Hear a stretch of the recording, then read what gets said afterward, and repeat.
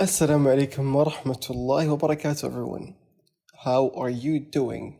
It's been a long time, and here we are back with another episode. Just a disclaimer, this is not an apology episode, and We you'll do not understand why. apologize ever.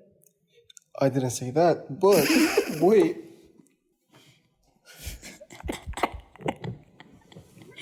You did with that? Yes, perfect. I didn't say that, but we're gonna explain what happened basically during the past few months, because we've been absent for quite some time now, and we decided to, provide explanation and therefore continue with what the new plans are. We know that it's been almost 2 years now since we started this podcast. It's been 2 years? Almost. So when we started, it was old. we started in February 2023. Oh, yeah. Okay. So we're about to finish 2 years in this podcast. Oh my god. I feel old, to be very honest. It's because you are. Thank you for... You kind of are. Yeah, kind of. I'm the youngest. Speaking about being old, let's make a sort of update of where we are in life now. Because I think everything... Oh my god. A lot of things changed since we started. And since Did we switch dynamics? Not dynamics, we switched places. Yeah, I think a lot of us did. Let's start with you. What are you doing now? What is me? I'm employed graduate How from about UTM. how about you present yourself? Hello, my name is Mariam Ichijini. I'm Egyptian. I just graduated 2 months ago. I do a podcast called the Castronics because we're Castronics people. I just graduated. I'm unemployed. Looking for jobs. If anyone knows anything, I'll provide my CV. What else? I'm currently living on my friend Hajar's couch because I'm unemployed. Okay, else? that's so many Wait, unnecessary details. Let me finish. I'm graduating. My convo, inshallah, is in next week. Next week? Is it next week? No, 2 weeks. In 2 weeks, inshallah. So excited. Hope I don't fall. My greatest fear, falling in front, when taking the thingy from the dude on the stage and then tripping and falling. Yeah, You got wild dreams. it's gonna be hilarious. I mean, it was my biggest fear during high school graduation, not gonna lie. No, but it was my first time wearing heels. Yeah, because I want to wear heels, but then, we Wear don't the know what white happens. one. Wear the white one. But they look ugly, bro. For a No, better it's not grip on the bad. ground. Yeah, more surface. There's a lot of dynamics here. So yeah, that's my greatest fear, tripping while climbing the stairs live on TV, because it's live. I like pulling the dude down with me. You thought about that. You Oh thought yeah, a I lot about keep this. imagining it. Anyways, continue. Okay, that was interesting. How about you, Hajar? Well, do I have to introduce myself again? Yeah, kind of. Just to Okay. refresh the memories. So I'm Hajar. I'm studying mechatronics. I'm now 4th year. And it's funny because I started this podcast when I was 2nd year. And now I'm 4th year. So it's crazy. Dear loser, bro. So you grew 2 years in between.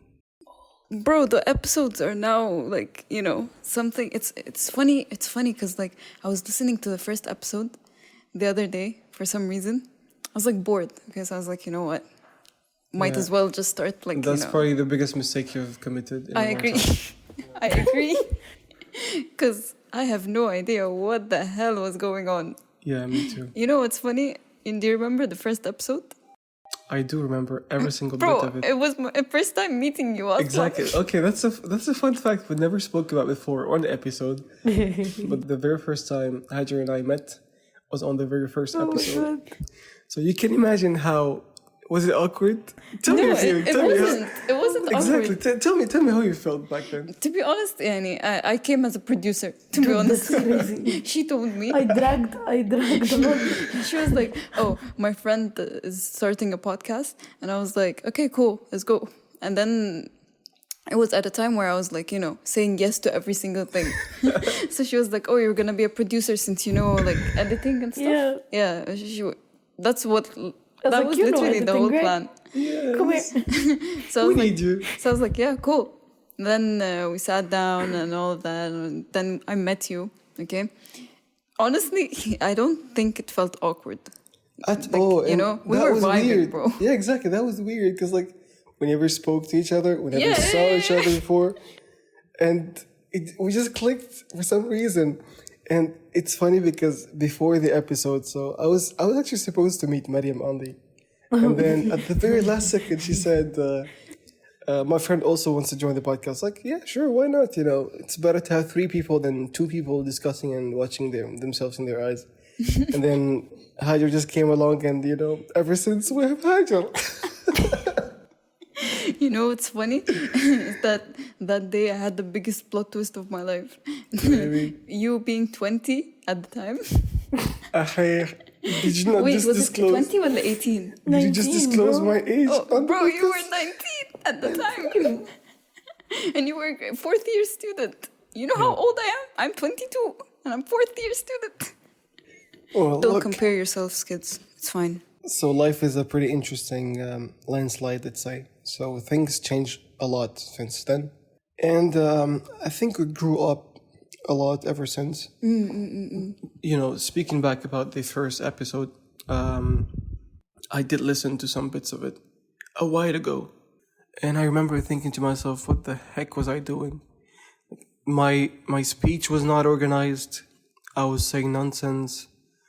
Let's not even start with the quality of the recording. Basically, Bro. Oh my God. we all were sharing one mic, and the room in which we were had a ton of echo. So you could imagine the quality of the sound. I mean, it was. Let's not talk about that again. Alhamdulillah, it's past now, and we're 20-something episodes. Around 20. Yeah, 21, 23? we've come a long way. Interesting. I'm Mohammed, commonly known as MDS. I'm currently a master's student in UTM, so I graduated last year, and this is basically my 2nd semester. And yeah, when I started this podcast, I was in my final semester.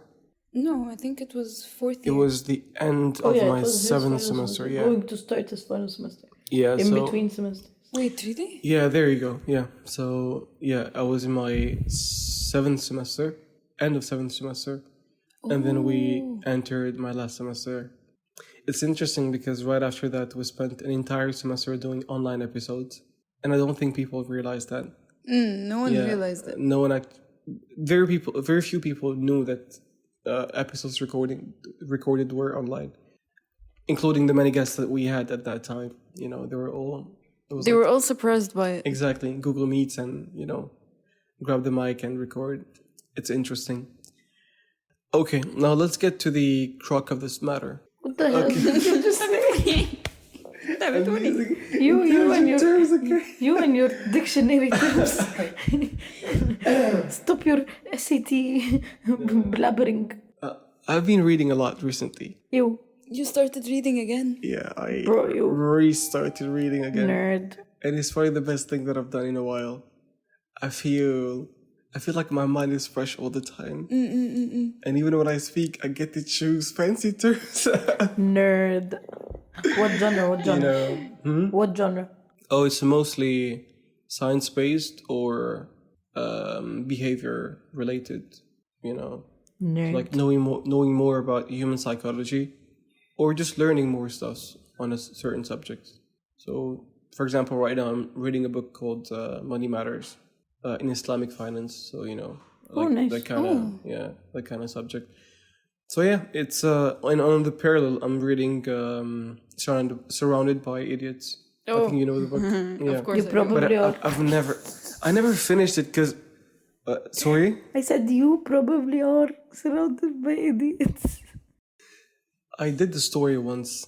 I posted me reading the book, and I was filming my surroundings. So it was basically my brother doing some dumb stuff, and my sister laughing weirdly on the side. Yeah, it was pretty funny at the time. In any case, Yeah, so I went back to reading and I feel fresh right now. But let's get into the matter itself. Why were you absent for so long? Why, Hazar? Does anyone want to respond to this? Why? Because I get this question a lot. Just yesterday. Bro, just yesterday I got it too. There you go. Yesterday, I had like the TEDx meeting, my first TEDx meeting, full team meeting. I joined TEDx again, by the way. Oh, nice. I joined as a special events member. You guys love TEDx. We train MCs now. Oh, okay, that's interesting. Can I be an MC? Go ahead. No, Why not? I don't want to. Can I become an MC for the second time? I think you can. We'll think about it. But then give people a chance for it. I'll also give it a try. I want to be a speaker. Get me as a speaker. I've been through some shit. You know, you do realize that TEDx is not talking about your experience, right? Yes, it's Mostly talking about the an thing. idea, Yes. And inspiring people? basically. Like, if you want to talk about your experience, talk about an idea and put your experience in it. And how you Like- came along this idea. Yeah, Yes. like I don't know if anyone attended the TEDx event this year, but there was this woman. I don't think I can call her a woman. She is a woman, but mashallah, she's Professor Dr. نسيت اسمها. Dorisha? Dorisha? Are you talking about the very first guest? The very first guest, yes. Bro, I was very inspired with her speech. As much as she was talking about her experience and all of that, but her way of integrating the idea and her experience, I really liked the way it went. And Miss Fiona. For me, Miss Fiona is the best speech that I've heard in the entire thing. Because I could actually relate to it. Look, Dr. Dorisha had a very nice speech as well, but I couldn't. Like, she wanted to convey something, but I couldn't get to what exactly. Whereby Miss Fiona, she interrelated her situation with her current state and with her future state, and you could actually see the way in which she was trying to speak and like what she wanted to get to exactly. So it made more sense to me than any other speech. But you did have some great speeches, by the way. You know, they were not all that bad. We've had a few. Amazing. No comment. We're not going to talk about that. So anyways, back to the main point. Basically, I attended the first full team meeting yesterday. And one of the cores there asked me about the podcast and why aren't we posting and all of that. And so I was like, oh. Done your business. I mean, we've Stay in your lane, Susan. We've been on a holiday. So I don't know how to explain it, to be honest. How do I tell people that, we kind of got busy during the holidays because each one of us was dealing with something, we couldn't, think about the podcast. Look, you could. So there's two ways to answer this. The first one is you double down and then you just admit, you say, we've been on a vacation and the vacation kinda got extended a bit. Or you own up to yourself and you own up to your mistake and just admit that we messed up. I mean, why are you calling it a mistake? Or we've been cooking some stuff. Well, that is true, but to some extent. To some extent, yes. No but one that knows. does not deter us from having to apologize for being so late. Me. Unprofessional at all. Whatever. Yeah, so basically... You're acting as if you're not with us. How do we... So basically, we've been... MIA. We went MIA. We took a break. I was going to say something. We took a break. It is kind of a mistake. Why is it a mistake? Oh my god, it's rhyming. We took a break. It was kind of a mistake. Let me say that again with beat. So basically, we took a break and it was kind of a mistake. But the problem is, we do owe the people an apology because, you know, at the very beginning of every podcast, what does it say? Welcome In to the the intro. Castronics. After that. Weekly episodes. Yeah, continue the You don't know sentence. how long a week is. We don't know how long a week is. You Yeah, never so know. apparently a week is 4 months long. I mean, we could be on Mars. I mean, time is. Yeah, is no, that's not gonna work for time people. is a thing that we can bend, bro. So it was initially supposed to be a 1 month break just for exams, and then it ended up lasting the entire summer because we got very busy with everything that was going on.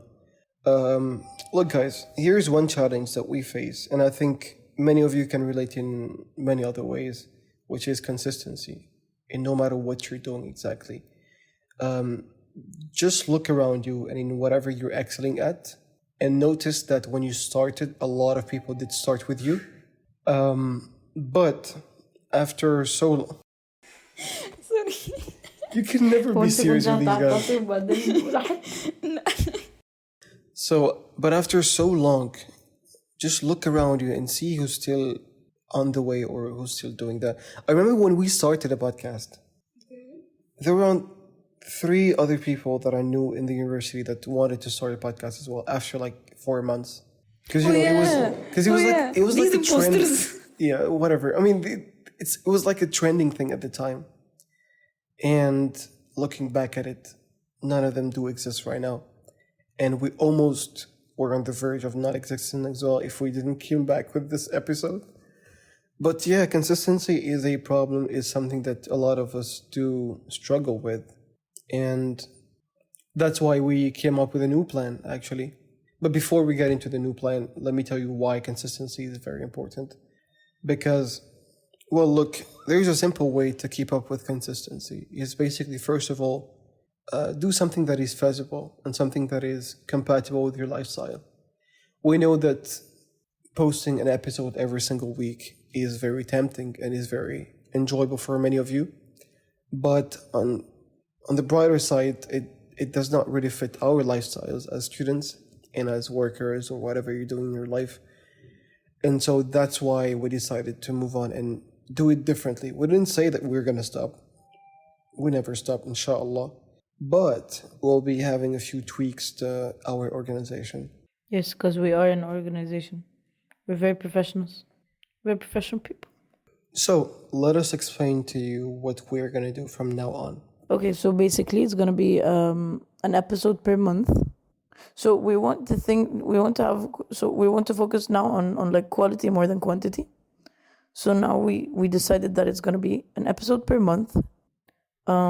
Each episode will have like a specific, what is it called? Like different segments. Yes, different segments. But then we'll let you guys find that out when the episodes come out. What else? Yeah, mostly that, segmented episodes. And we'll try to make it longer or shorter depending on what happens. I don't know. So they're most likely going to be longer. As of now, the episodes are currently around 40 to 45 minutes, supposedly on average.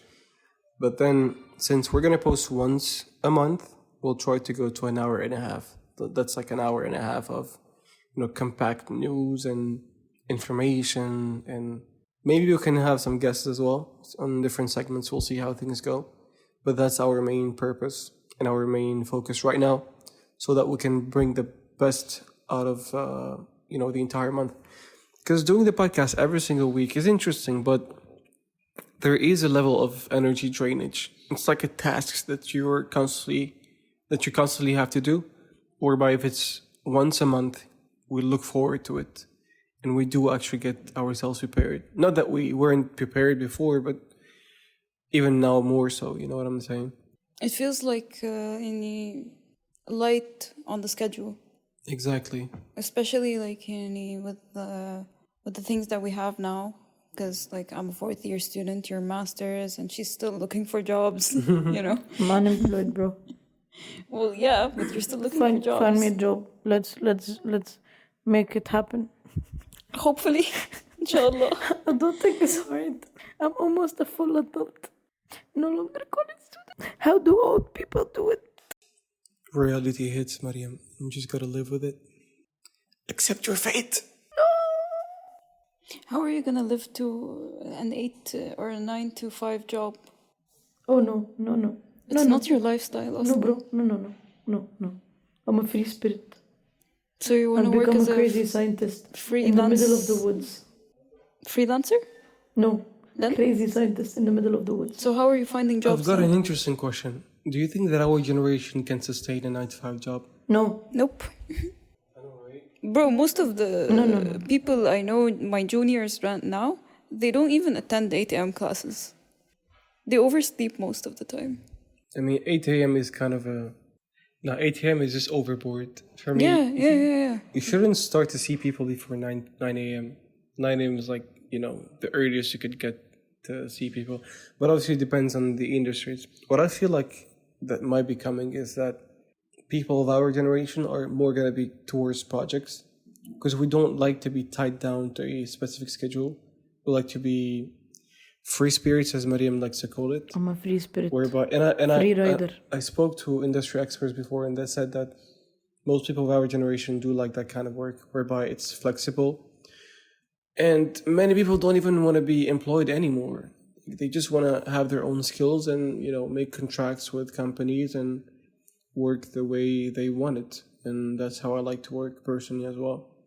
I find that the moment in which I'm the most productive is in the middle of the night for some reason. Oh, yes. Like at a random 1 a.m. or 2 a.m. Yeah, exactly. That's where like the best ideas come up, and it's crazy. It's not correct because you should be sleeping early anyways, but Shame on you. Who cares? I'm an adult now. I can say everything. You just said you were not an adult a few minutes ago. Shit, I can't remember. Mariam, do you know what you are? No. Yeah, there you go. No. Yeah, I'd like to give my farewell to my fellow sad uni students. Enjoy every moment. Did you just call us sad? Yes. Do I look sad? Enjoy every yes. I'm not even gonna respond to that. Enjoy every moment, even the moments where you're crying. Just like cry and then remember, enjoy. Because I'd probably say cherish every moment.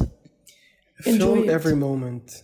Wait, cherish every moment. Film them. Enjoy it. No need to film. It's okay. Just take souvenirs everywhere you go. Film them. So Hajar has a very interesting habit that can be annoying at times. He called you annoying.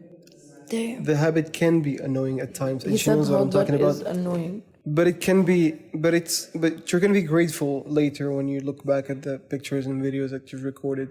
So she records everything. Why though? Why? You still haven't started that vlogging channel. I have not started that vlogging channel Someday yet. I'll be famous. But there is a video in the making right now that I'm doing. How long is it? How long is it? No, it's just probably a minute. And I think that's going to be the start of a new era, I guess. Interesting. Is it Once like I leave, bro. Once I leave, she remembers. Is it like a recap, or can we have like exclusive details before it goes out, or? It's not like a recap. It's more like Trailer? It's not a trailer either. It's more. How do I explain Trailer it? ايه يا بنت? Trailer of a movie ولا وش؟ Life.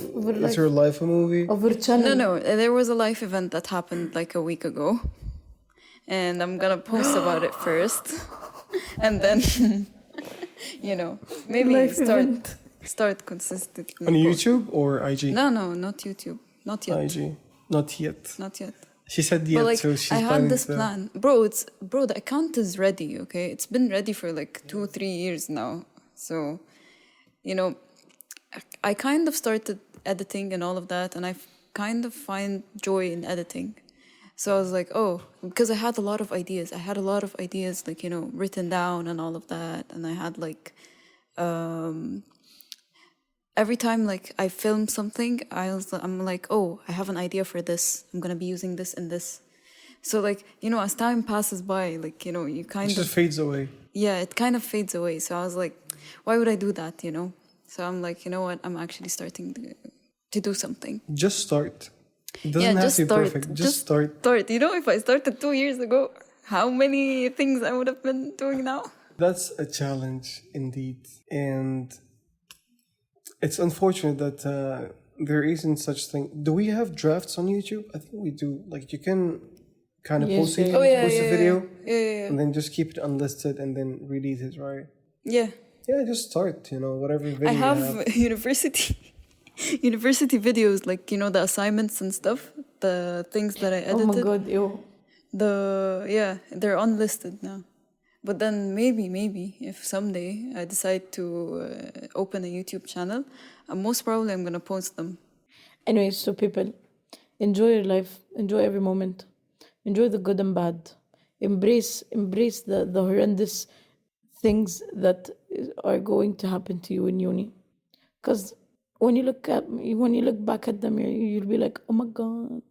I have a question. How are you going to look back at them if you don't film anything? Oh, I keep stuff. I keep items. Okay. Or photos. It depends on the thing itself. It doesn't have to be videos. Yeah, It doesn't have to be videos. For example, remember, like my capstone, I have the tiny design that we printed to see how it looks like. The prototype. The prototype of the prototype. Yeah. Okay. And then there was a placeholder for the 3D printer, so I have that also. Like he made like a small shape to book the 3D printer so no one takes it. So I have that thing, and then she just gave me the actual 3D model. You want to know what's funny? What? Last year she was in capstone, right? Yeah. And she did this project and all of that. And now I'm in capstone. Okay, guess who took her project? No way. I swear to God. Same exact. Are you group kidding number, me? Same supervisor. yeah, same supervisor. Same project. Heck nah. Yeah, bro. I swear to God. So you're just gonna do everything that she did already? Exactly. Like to the letter, to the T. Yeah, but obviously they're improving the thing. we're improving it because they added more requirements. But it's still the same project. What was your project, by the way? Underwater robot. Oh, you guys had that boring stuff. What was yours? So mine was very interesting. Let's not talk about it. Really? Oh, we got a theme award, by the way, just for my defense. Ours was actually an automatic nutrients. Dude, yours was agriculture, right? I really wanted agriculture. Because stupid submarine, why? No. I really wanted IoT stuff because I love IoT. And then they gave us, at the very first class, it was like, so, there are two groups who did not get any of what they chose. It's us and another group. And they put us into the underwater robot. I'm like, I don't want that, bro. Well, honestly, I also wanted to work in robotics back then. But then when we started with our project, I just fell in love with it. So you're going to like it. For us, it's different because they added more stuff. For example, they didn't have a pole in the middle of the tank. So now we have to detect that there is a pole in the middle. And we also have to detect rust on the pole itself. We have to avoid the pole, So, yeah, for us it's different. What's your way? No one's understanding, bro. They can't see us. No worries. All right. Anyways, good luck for your capstone. So yeah, hopefully, keep stuff. Did you get the theme award? No. No one gives theme awards to submarines, bro, or underwater robots. They took some awards, but I don't remember what awards. Anyways, enjoy the moment, live life, prosper, network with your professors, get to know your seniors and your juniors and the people with you. Don't forget the people with you, or else you won't know who will you graduate with. Anyway, just live the moment and appreciate your struggles. Oh because yeah, enjoy your struggles. Because they are what's gonna make your tomorrow. Character development. Cry today, laugh tomorrow. Cry today, cry tomorrow, and laugh in between. In any case, this was a sort of update on our current status.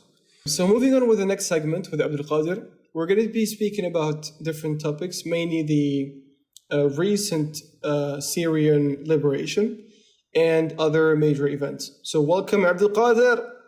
How are you guys doing? Let's Miss go. being on here. We're doing great. It's been a while. Good to see you back. Yes, indeed. Good to see you all. So we want to know what's your insight. So you being a Syrian yourself, Our designated we want to Syrian know for today. Hell Yeah, yeah. there you go. We want to know, first of all, how do you feel about it? How do you feel about what happened? What happened exactly? If you could like summarize for Yeah, people who I don't will. quite understand the dynamics, would love to hear from you. Yeah, so basically, I'm gonna just do a whole like quick rundown of the past 13 years. All hell went up in 2011. The revolution started. Everyone was protesting in the streets and everything, and Al-Assad's regime started firing on the civilians. So it's been 13 years of massacres, of disappearances, and all these things. The revolution started to become armed as soon as one of the people in the army or in the military decided to what do they call it in English, defect. To insurge. Defect. It's called defect. One of them defected from the army and formed a whole like group of opposition. So We're talking about 2011 right here. yeah, 2013, something like that. After around Okay, that's after 1 year the and a half. revolution started. Yeah, because it started unarmed. People were using like freaking Yes, indeed. rocks and fireworks and stuff like that. Oh, okay. Yeah. So after it became armed and after the people had some force to oppose with, it got really serious. And basically the president started requesting support from foreign countries like Iran and Russia, and they did a whole burned land, torched land policy, which is burn the whole thing, burn the people with the ground, with the houses, with everything in it, using airstrikes. So yeah, it's been really we paid a lot of blood for this, and basically after the foreign intervention, the revolution kind of failed. Around 2015, 2016, there was no more revolution. It's just some different factions fighting between each other inside Syria, basically. I went to Syria. I've been going to Syria every summer since 2008 until 2011. After 2011, I didn't go for a whole 7 years. So I went back in 2018 to renew my passport, to make an Assyrian ID. And it was really, really sad over there. The whole country has been you feel like you're in a post-apocalyptic movie, basically. Yeah. I've seen pictures of some villages in some cities.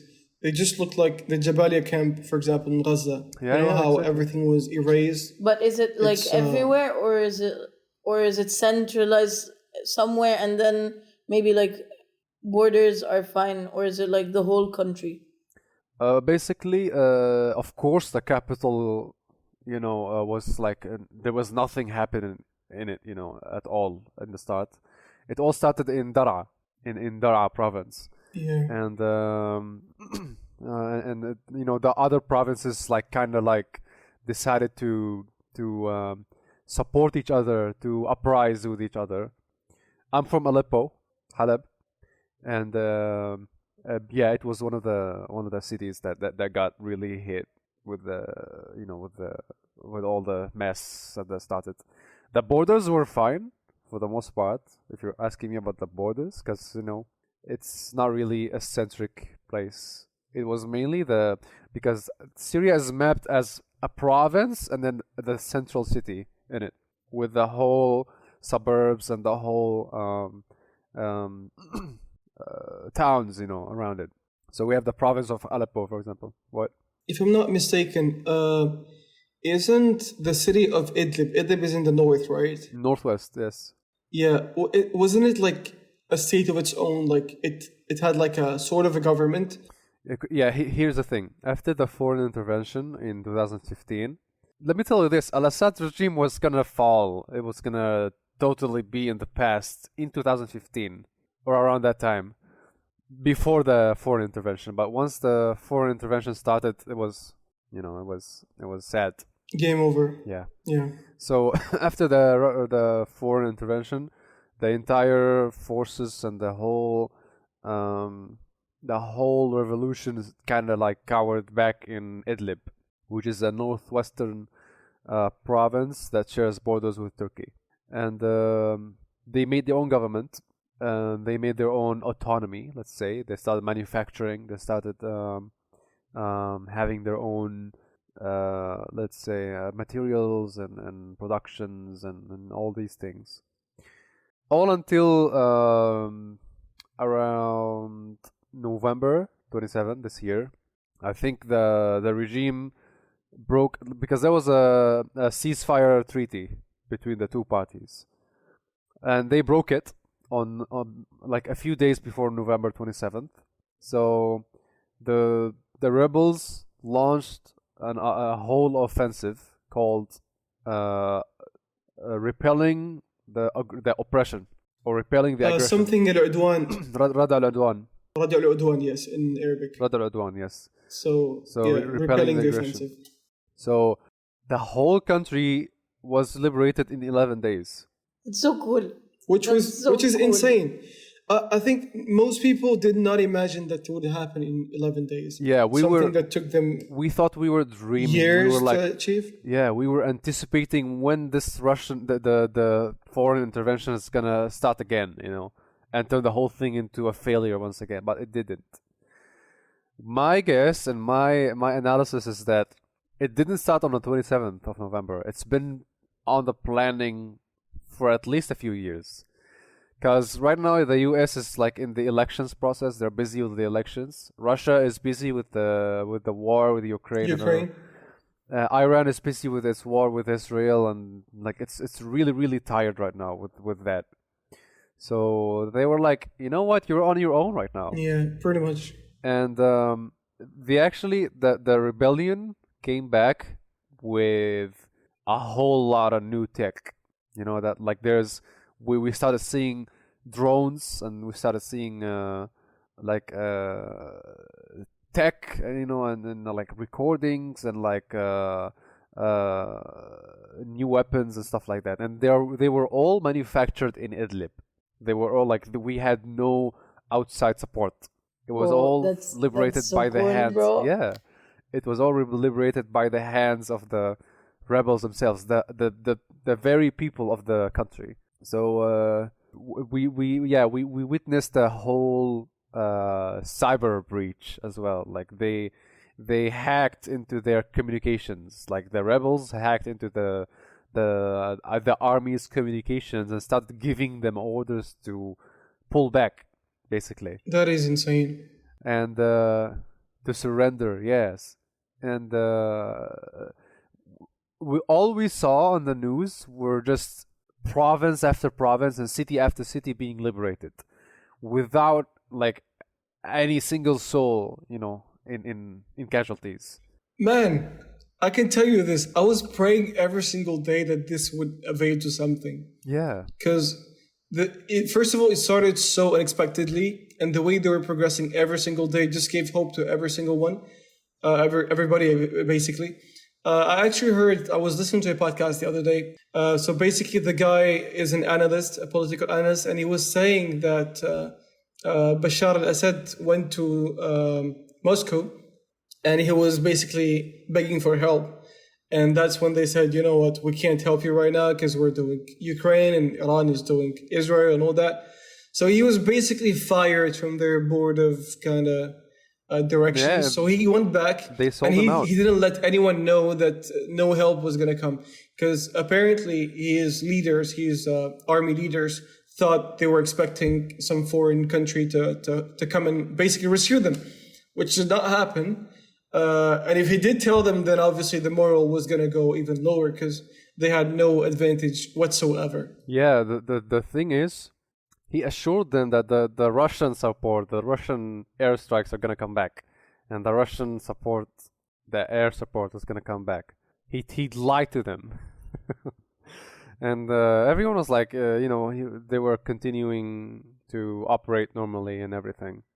And dude, Yeah. Did you hear what the Prime Minister said? So the Prime Minister that was appointed by Bashar al-Assad, he was telling the story of how, before he fled, basically, and he said that I called the president to ask him like what's going on, and so basically the Prime Minister told Bashar al-Assad that the rebels were taking the cities basically, and they were advancing at such a high speed, and Bashar al-Assad just replied, "We'll see tomorrow." Yeah. They wake up the next day, and then he hears the news that he just fled the country. Yep. Like, such a coward, man. Yeah. bro. He lied to them. He actually. And after that, there is a famous video that went around in which Bashar al-Assad speaks about cowards. Basically, he says that a real leader does not flee away, Oh, yeah, I does saw not leave this his country video. unattended and whatnot. I was like, what a hypocrite, dude. Yeah. My guy uses Quran verses to aid his speech, Hell no. and they are literally against him. The hypocrisy, bro. Hell. Yeah. I mean, that was no surprise to anyone, basically. Yeah. And the funny part of the story, though, so this is basically the foundation or like the background to, whatever happened. There's a funny part of a story in which people basically started storming his house. And that's where all the fadaih started coming out. So it turns out he had like a whole tunnel circuit under his house and his brother as well. And like they had like a whole factory of Captagon, which is like a sort of drug. Can you tell us more about that, Abdul Qadir? Here's the thing. Throughout the last 13 years, I viewed this regime as a whole scary thing, as a whole iron fist that ruled the country. But after the liberation, it turned out that it was just a parasite family that turned the whole country into a money-making scheme, basically. Yeah. All things ranging from drugs, illegal weapons, illegal trades, black market, all the way until organ trades, human trafficking, deep web videos produced from prisons. And all these things are just, they share one thing in common, just to make money and to feed the regime. He used the aid that was coming to Syria from the neighboring countries, and he basically started selling the aid boxes, the meals and stuff, selling it to the people instead of giving them for free, which they're supposed to be. So yeah, drugs. Actually, his brother Maher al-Assad, is the one that is ruling the whole thing. His brother was like the man of operations in these things. He had a whole battalion. Okay, it's called the 4th Battalion, the Furq al-Rabi'a, which is it's like a whole section of the army that is dedicated to protect the rulers. Ironically, the whole idea of the army is to protect the people, but Syria's army is protecting the rulers against the people. So, I mean, we're talking about an authoritarian regime, a regime that's been built upon military dictatorship for 50 years, even more than that. So it's nothing new here. Yeah, basically, Jordan shares borders with Syria, so they released a whole statement that the day the regime was fallen, all drug imports or all drug trafficking to the country from Syria stopped. The whole thing, because it was being trafficked to everywhere. Like we're talking the whole all the neighboring countries, to Iraq, to Lebanon, to Jordan. So my guy was making a hell of money. Dude, this guy Maher, he literally had a whole factory of drug making machines in his house. I'm not sure if you've seen. Which is insane. I'm not sure if you've seen the videos, but under his house as well, he had penguins. What? Penguins? What? Yes. Why? He had penguins. I'm gonna look up the video and send it to you guys. He had penguins held captive inside. What for? His house. I have no idea. What for? Rich people, man, you sick. can never understand them. Yeah. when Bashar fled the country, he didn't even tell his own brother. Yeah, he didn't know as well. Yeah, basically he told everyone that he's gonna go to that Russian airbase somewhere up north, and go do some things and stuff like that, and give them some papers and whatever, and he'll be back. My guy went poof. They even turned off the transponder in his airplane. Yeah. People assume that his plane had crashed, but turns out that wasn't true. Beginning, he reached Moscow. Because the airplane, unfortunately. There's this airplane tracker that shows you not only from above, but it shows you like in a level like the altitude. Yeah, thing. the altitude. Yeah, and they showed the airplane that was actually like descending, but it's actually it was one of two options. It was either his plane crashed or they turned off the transponder, which is what happened. Oh, there you go.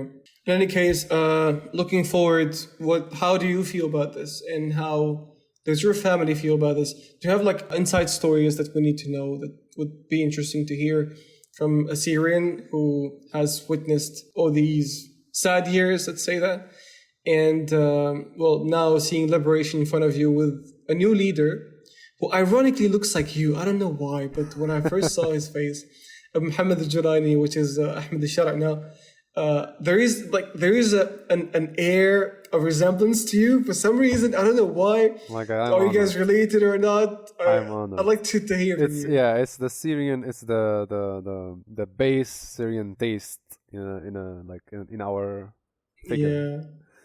Yeah. The Syrian template. Yeah.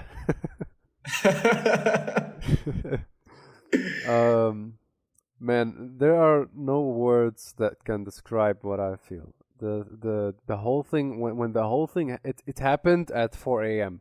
8th of December, 4 a.m. The whole country is liberated. The rebels are inside Damascus. They secured everything, and I was asleep back then. And when I woke up, they told me, "Oh, Syria's free," and I'm like, "What do you mean?" What? Yeah, I'm like, "What?" And they're like, "Yeah, they're inside Damascus." Because when I slept, they were not even on the outskirts of Damascus. Even they was like in Homs before that. So when I woke up, there was like there was the whole disbelief thing for a few days for all of us. Like we were not believing what was going on. We were like waiting for this, for this thing that turns bad. So yeah, no words can describe this. That very day, I got on our ISS group chat, and the whole group chat was like, going on fire.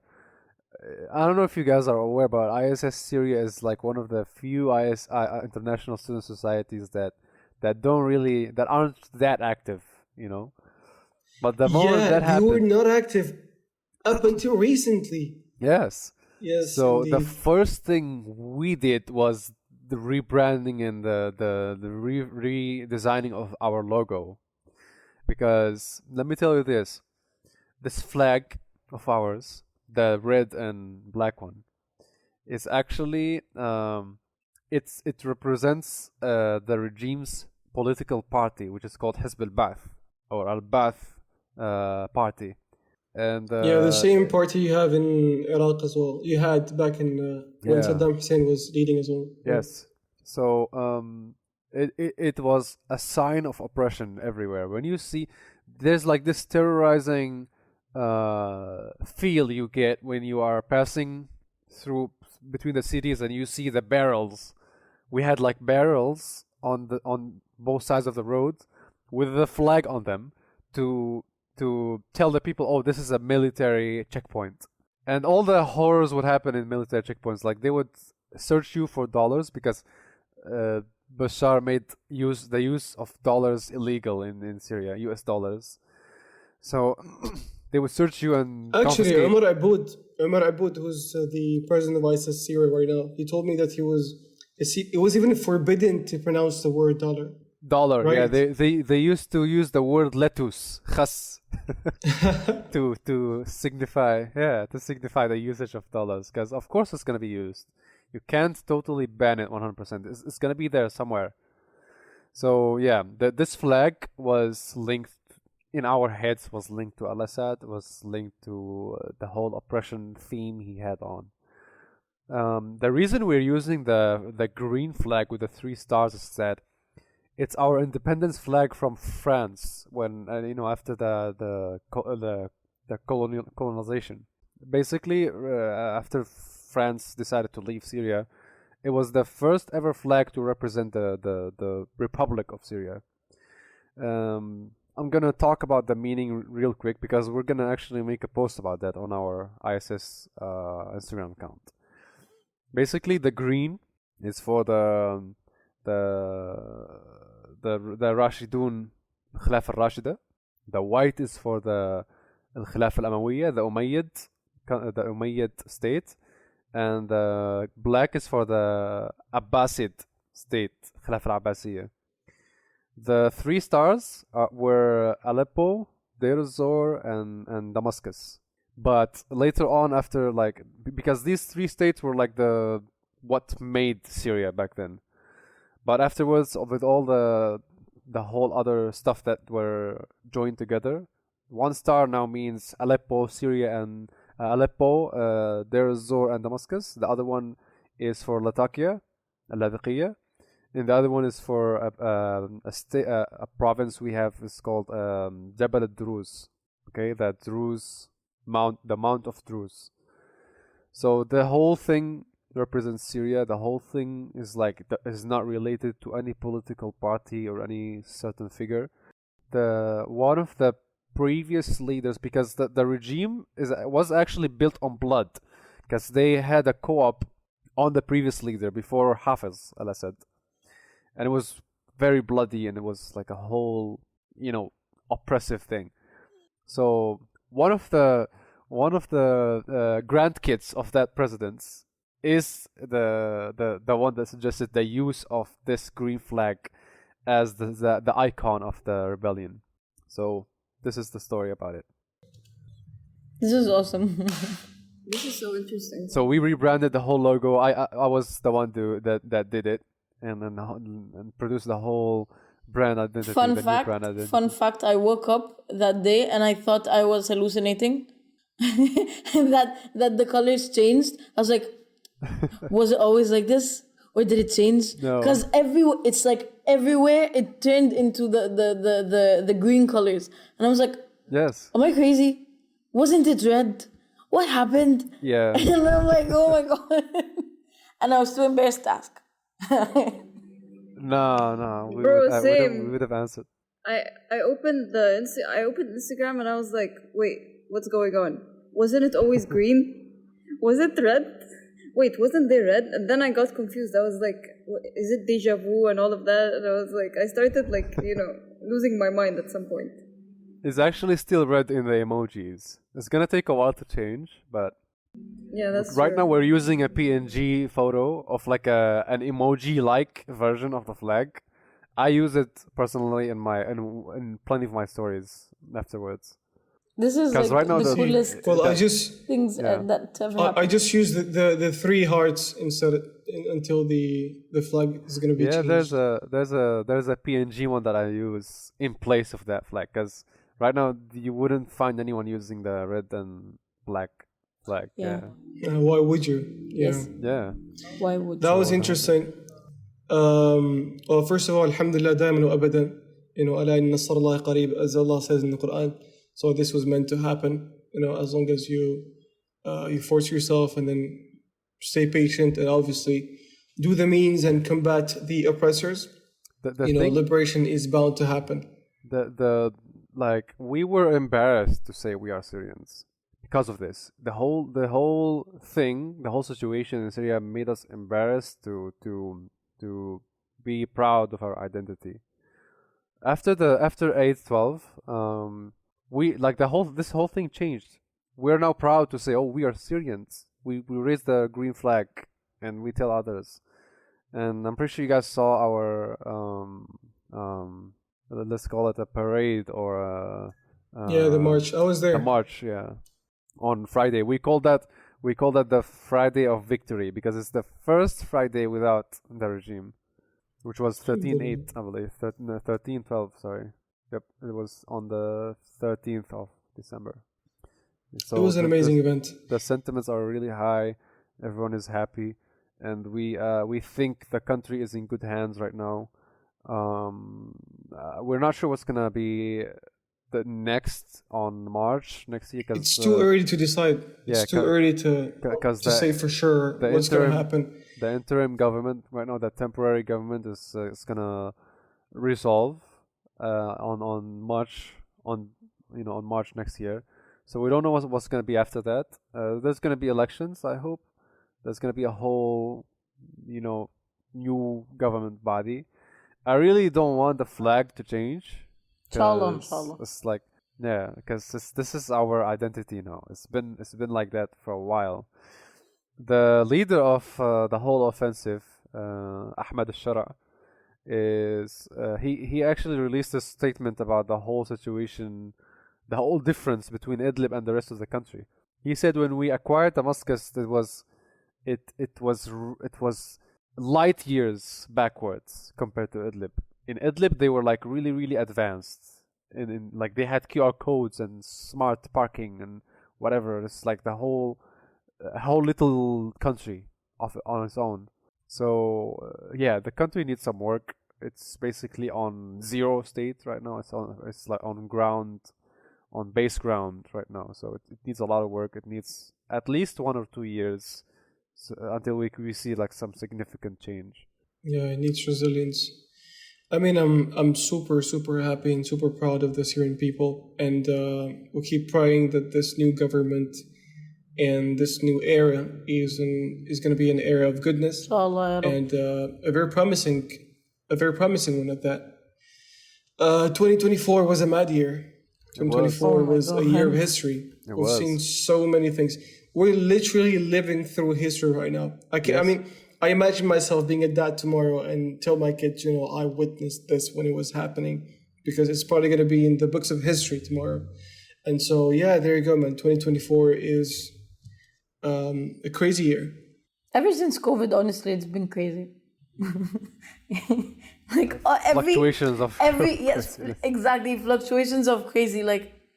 But I think it's good as our generation is getting older and more responsible, and we're aware of what happened and what's happening, and so now we're responsible to let me tell you this, make everything great. I think it was Gen Z that liberated Syria and late millennials, basically.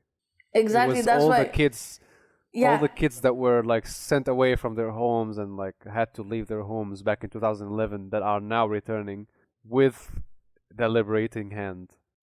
So yeah, I think that the more we grow older, the more we can now have an impact. Before, yeah, like you said, we were like little kids witnessing everything that's happening, and we couldn't do anything. We didn't understand really what was happening. And as we got older, we're now more aware of what happened and what we can do. So and thank God I'm pretty sure we're one of the most aware generations of throughout history. We're aware in our mental health, the climate, literally everything. So I think, alhamdulillah, as it progresses, yes, the crazy is happening, because this is probably the chaotic stage. It's crazy, but it's nothing we can't deal with. Exactly.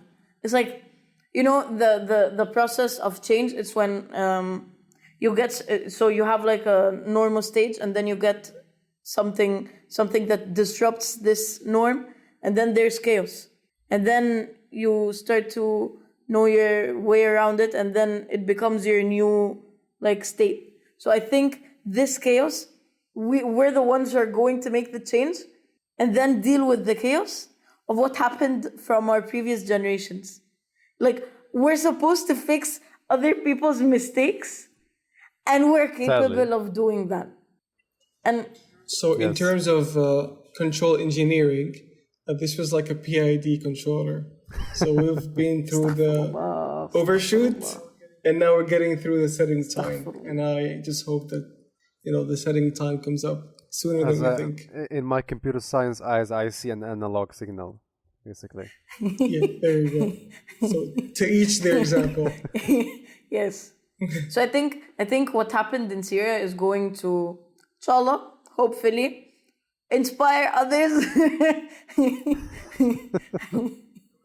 No names Yeah, mentioned. no names mentioned. Hopefully, if anyone's gonna be inspired, from this, hopefully it's gonna be the exact same. No bloodshed, extremely peaceful. Inshallah. Yes. They were. One thing I forgot to mention is that they were using drones to drop out cards that have, "This regime is not worth fighting for. Drop your weapon. Go back to your family and know your worth." And there's like a QR code of the hotlines if you are like a military person, so you can call them and defect on the phone and inform the approaching that you rebels surrender and you of your don't location. want any Yes. violence. That's And so yeah, cool. and you don't mean war. Use of technology for good. Yeah, we saw a whole new tech. Because back in 2011, let me tell you this, it was really pathetic. It was really like our hearts were really wrenched, with with what we saw. It was like a mouse fighting a lion, basically, especially with the foreign support. But then you But learn. right now, the whole thing changed. You learn and you grow. And here we are. Alhamdulillah, successful and inshallah prosperous. Alhamdulillah. Inshallah. I can't wait to visit Syria, honestly. Yeah, you guys, I was gonna I'm say this. so You guys excited. should visit. Because my favorite era when I was learning social studies, my favorite era was the Umayyads. And they were in Damascus. And I've always wanted to visit because in my brain it's like all like the Arabic calligraphy and stuff like that. So I really want to visit and see these things. So I can't wait to visit Syria and also eat Syrian food. We're gonna be implementing a lot of these cultural and Arab icons in our new brand in ISIS Syria, inshallah. And we're gonna use a whole. We're gonna implement them as icons, as backgrounds, as our new identity, inshallah. It's still in the works right now. Only the logo changed. I have plenty of people with me in the media committee right now, and it's sort of a chaos. But yeah, we're gonna make a whole guideline on it, inshallah. You guys will be seeing everything. Can't wait. Can't wait, man. Abdul Qadir, where do you live? You live in Halab, right? Yeah, I'm a Halabi person. I'd like to come to your house, man, if you allow me. Absolutely. You're more than welcome to sit with me Appreciate and dine with me. And we have a whole That's so random. Okay, I want to be Kind invited of. also. That is. Same. All you guys are.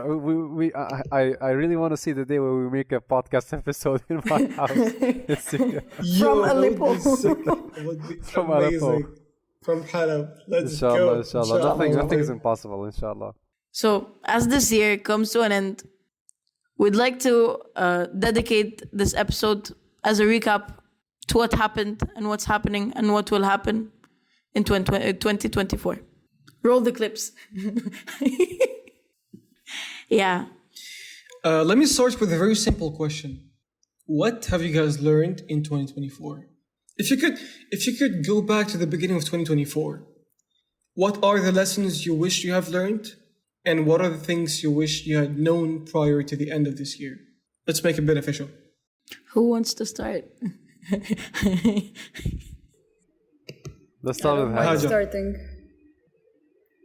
So for me, honestly, was there anything I wish I learned? No, because to be honest, for me, the year goes by and we learn as we go. So technically, whatever is meant to be learned, I'm gonna learn it anyways. But I don't know what I'm saying, to be honest. But if it makes sense, it makes sense. But for me,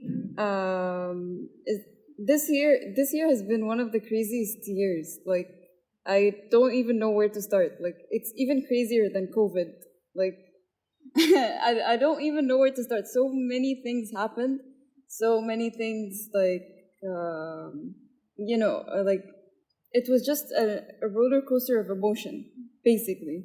I've dealt with a lot of situations. I went through sick, sad, happy. I'm trying to list out all the emotions that I have right now.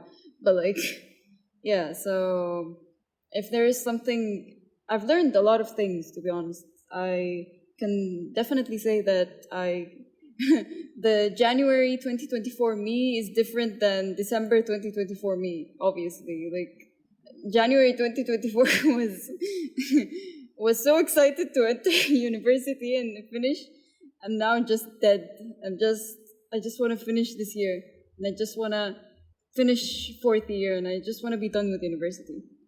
But in terms of lessons, I can probably say I learned a lot. Like, one of them was like how to deal with grief, how to let go of people and how to let go of someone, how to time management.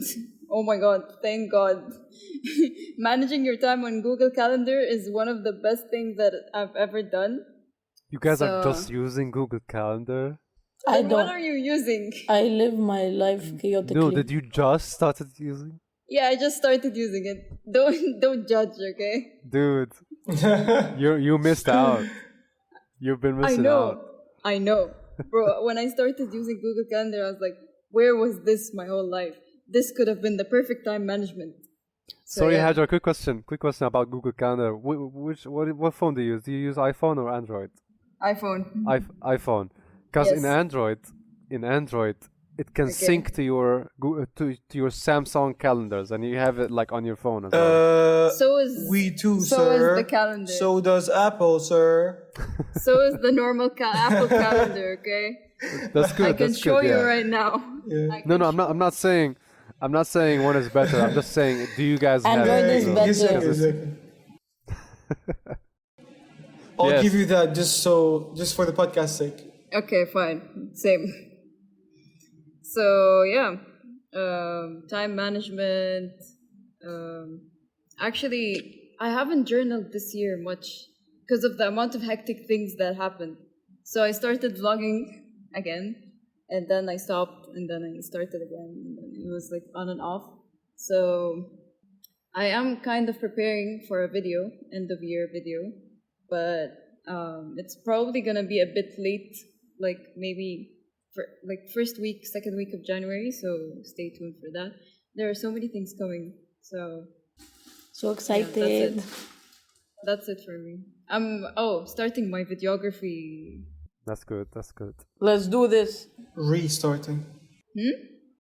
Reviving your account. Basically reviving my account. Yeah. Yeah.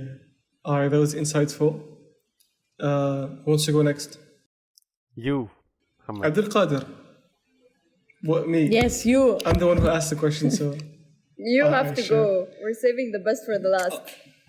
Not really. Alright, sure thing. Oh, alright, sure thing. No offense. It's fine. I'll take that. So 2024 was a year of growth for me. I learned a lot. I learned how to be resilient. I learned how to be patient. I like to think good of everything, to be like an optimistic person.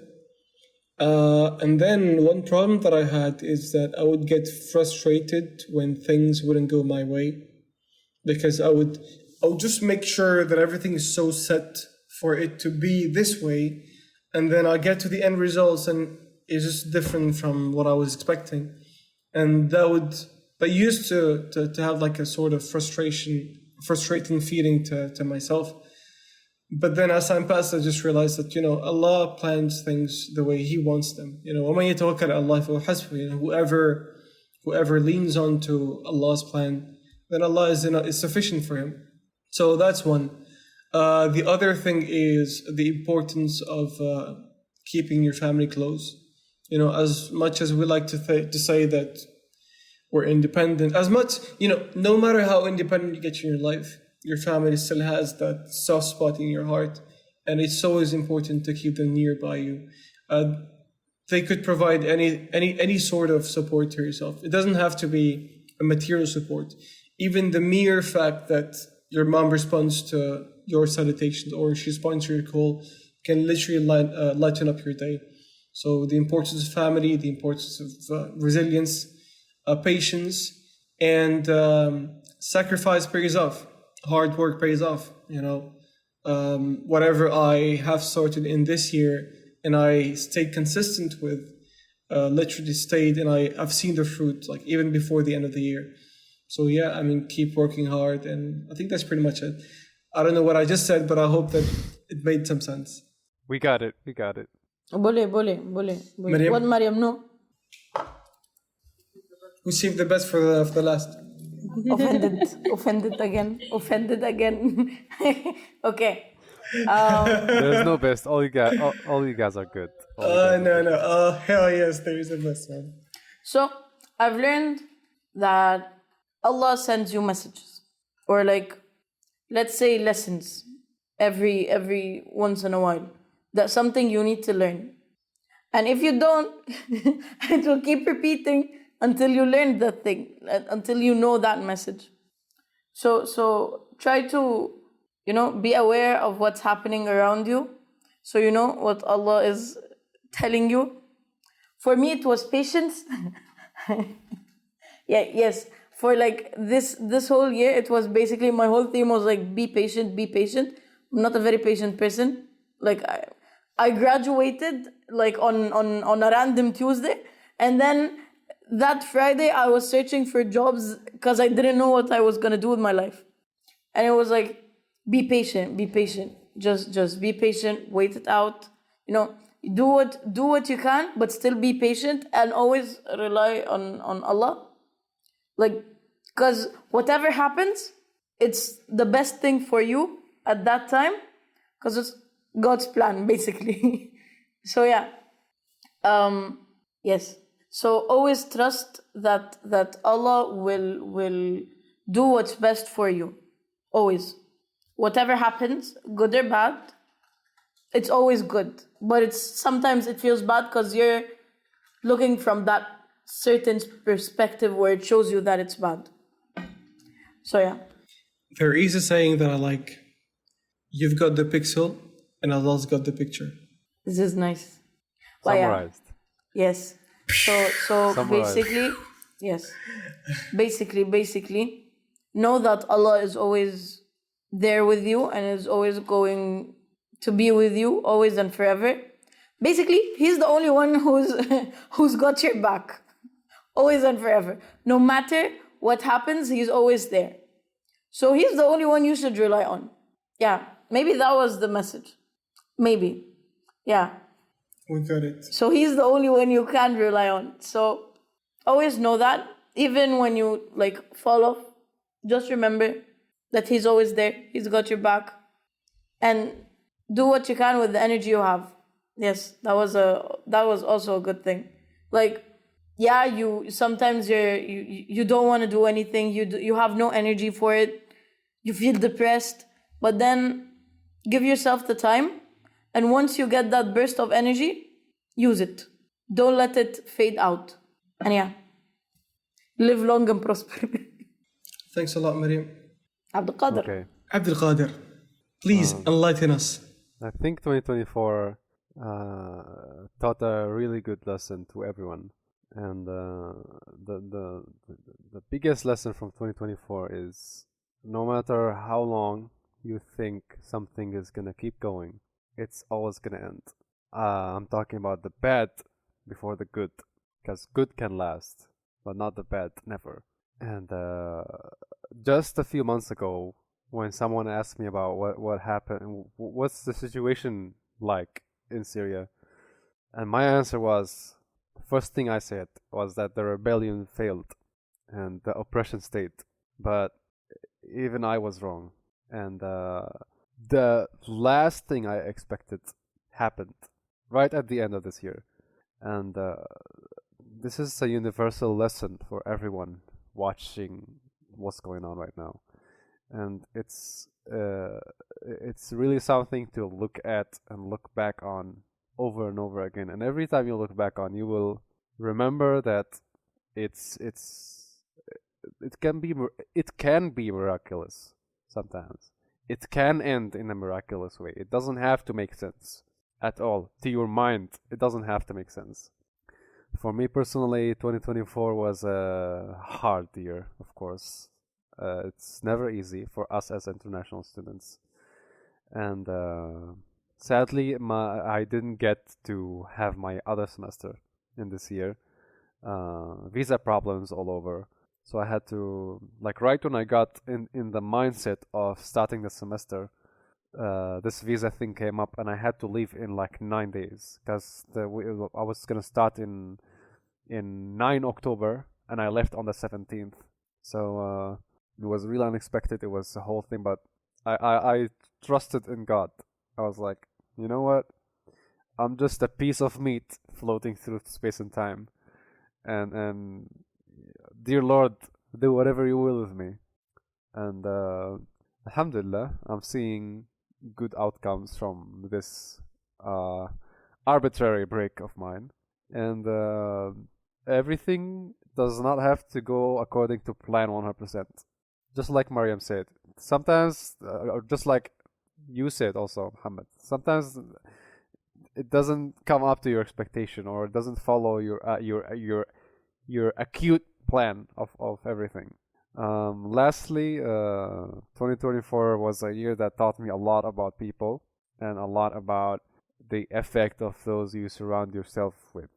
I'm talking all the way from your friends, from the people you listen to, from the people you sit with, all the way to your following list on social media, because these are also people you keep yourself around, and these are environments you surround yourself with. It's never too late to do a whole detox, weed rooting, picking out all the extra unnecessary and not necessarily bad, but just unnecessary from your life.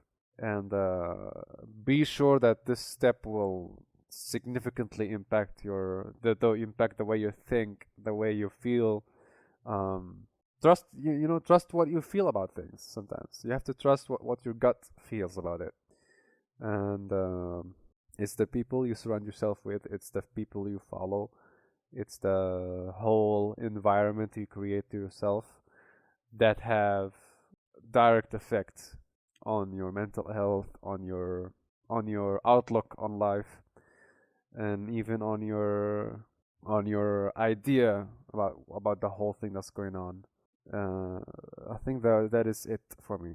That was super, super insightful, and I think you summarized pretty much what we all said when it comes to resilience, when it comes to appreciating what happens to you, when it comes to looking up ahead and placing your trust into Allah.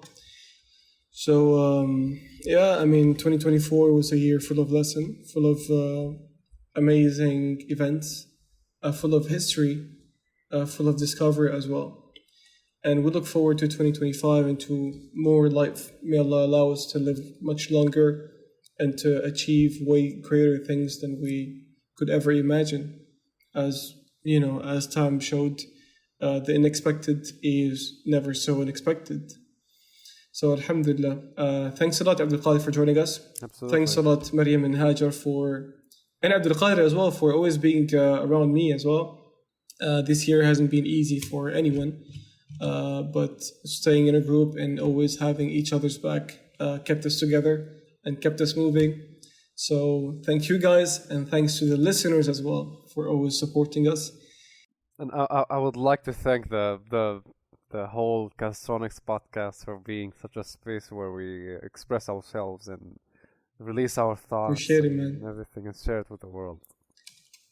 The podcast is yours, man. Appreciate it. Jazakallah khair. Thank you guys, and see you on the next one. Assalamu alaikum. Bye. Assalamu alaikum. Wa alaikum salam. Have it easy, guys.